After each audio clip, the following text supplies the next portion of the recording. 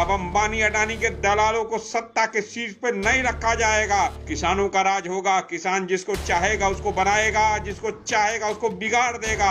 अब जो किसानों की बात करेगा वही सत्ता पे जाएगा और अंबानी और अडानी के दलालों को सत्ता के शीर्ष से उखाड़ के फेंक दिया जाएगा।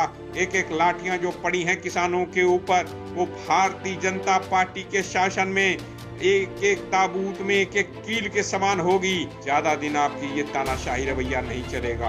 अब इस देश की जनता उठ खड़ी हुई है। इस देश की जनता अब आगे आकर बोलेगी। इस तरह के आने वाले जितने भी चुनाव होंगे, भारतीय जनता पार्टी को की घर वापसी होगी। नमस्कार साथियों, जय हिंद। मैं प्रबल प्रताप शाही, आपका साथी, प्रवक्ता भारतीय किसान यूनियन असली एवं संयुक्त किसान मोर्चा उत्तर प्रदेश। आज फिर से लखीमपुर खीरी की घटना का पुनरावृत्ति की गई। भारतीय जनता पार्टी के राज्यसभा सांसद रामचंद्र जांगड़ा नारनौद में किसानों ने काला झंडा दिखाने का एक कार्यक्रम किया। जैसा आपको पता है कि 3 काले कानूनों की वापसी को लेकर पिछले 11 महीने से किसान पूरे देश भर में आंदोलित हैं। खासकर हरियाणा, पंजाब, उत्तर प्रदेश, मध्य प्रदेश, राजस्थान, हिमाचल, उत्तराखंड से लेकर सुदूर दक्षिण तक और उत्तर पूर्व तक हर जगह से किसान आंदोलन बड़ा व्यापक रूप से हो गया है। और किसान संगठनों ने, संयुक्त किसान मोर्चा ने एक तय किया है कि हम भारतीय जनता पार्टी के सांसदों के, विधायकों के, मंत्रियों के, मुख्यमंत्रियों के कार्यक्रम को काला झंडा दिखाते रहें जब तक ये 3 काले कानून वापस नहीं होंगे। आज उसी क्रम में एक कार्यक्रम में नारनौद के राज्यसभा सांसद भारतीय जनता पार्टी के रामचंद्र जांगड़ा गए हुए थे। रामचंद्र जांगड़ा के जाने के बाद किसानों को सूचना मिली तो किसानों ने वहां पर उनका घेराव किया और काला झंडा दिखाया। काले झंडे से नाराज रामचंद्र जांगड़ा और हरियाणा सरकार ने पुलिस से उनके ऊपर लाठीचार्ज, बेरहमी से लाठीचार्ज कराया और एक साथी हैं कुलदीप, और वो बहुत गंभीर रूप से घायल हैं और जिंदल अस्पताल में जो सूचना मिली है कि जिंदल अस्पताल के आईसीयू में उनका ट्रीटमेंट चल रहा है। इतने बेरहमी से पीटा गया है। जो तस्वीरें आ रही हैं उनकी कि किस तरीके से एक नौजवान साथी हैं वो, और इस तरह से मारा गया, उन्हें पीटा जा रहा है। इसके पहले भी करनाल में भी सुशील काजल को इसी तरह एसडीएम ने ऑर्डर किया था कि सर फोड़ दो किसानों का, और सर फोड़ने के बाद एक सुशील काजल का देहांत हो गया, उन शहीद हो गए। उसके बाद आपने देखा कि लखीमपुर खीरी में भी इसी तरह 4-5 किसानों के ऊपर गाड़ी से रौंद दिया। अजय मिश्रा टेनी के लड़के आशीष टेनी ने किसानों के ऊपर जीप चढ़ा दी, उनको टायरों से रौंदा, उनको मार डाला। यानी काले झंडे दिखाने का कार्यक्रम लखीमपुर खीरी में भी था। ये सरकार काले झंडों से डर रही है, ये सरकार किसानों से डर रही है। हमारे देश के प्रधानमंत्री घूम रहे हैं चारों तरफ, देश विदेश, और आज सब जगह जा रहे हैं और वो कहते हैं कि हम किसानों की इज्जत करते हैं, देश के जवानों के साथ मिठाई बांटते हैं। आप देश के जवानों के साथ मिठाई बांट रहे हो तो देश के जवान इन्हीं किसानों के बेटे हैं।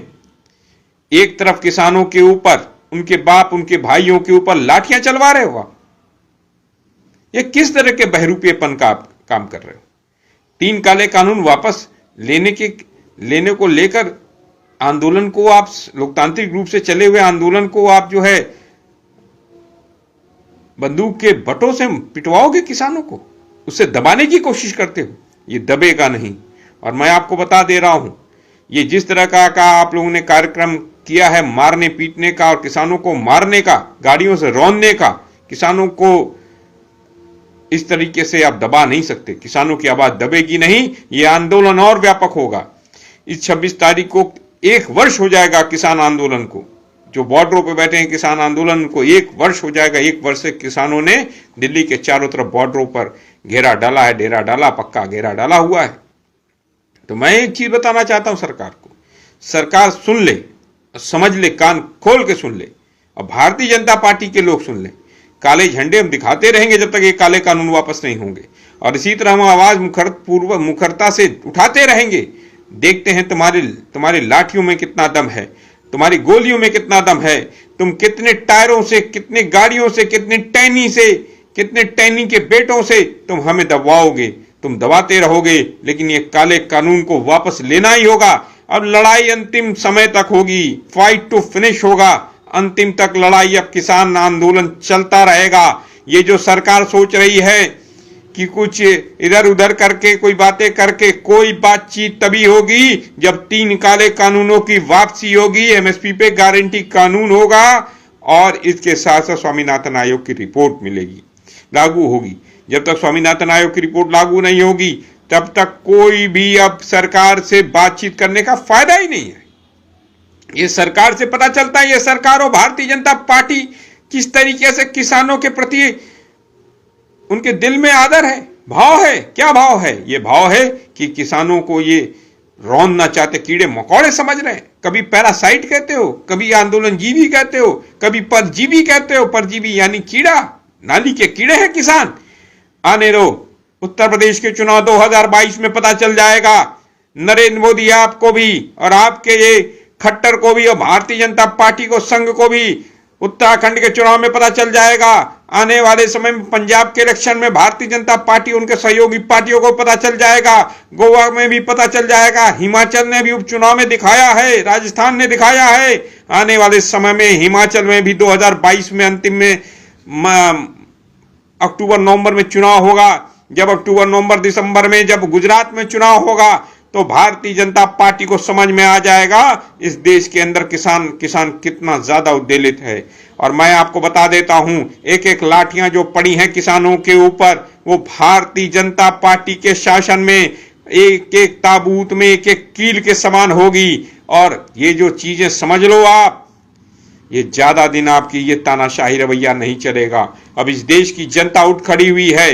इस देश की जनता अब आगे आकर बोलेगी और इस तरह के आने वाले जितने भी चुनाव होंगे, भारतीय जनता पार्टी को की घर वापसी होगी। अब बिल वापसी नहीं तो भारतीय जनता पार्टी की, मोदी की और खट्टर की, योगी की, जितने तीरथ रावत के, कौन रावत है, धामी की, जितने लोगों की सरकार है, इनकी सरकारों की घर वापसी होगी। अब ये लोग घर जाएंगे। अब किसानों का राज होगा। किसान जिसको चाहेगा उसको बनाएगा, जिसको चाहेगा उसको बिगाड़ देगा। अब अंबानी अडानी के दलालों को सत्ता के शीर्ष पर नहीं रखा जाएगा। अब जो किसानों की बात करेगा वही सत्ता पे जाएगा और अंबानी और अडानी के दलालों को सत्ता के शीर्ष से उखाड़ के फेंक दिया जाएगा, उन कुर्सियों से निकाल के उतार दिया जाएगा। धन्यवाद साथियों। जय हिंद, भारत माता की जय। जय जवान, जय किसान, जय हिंदुस्तान।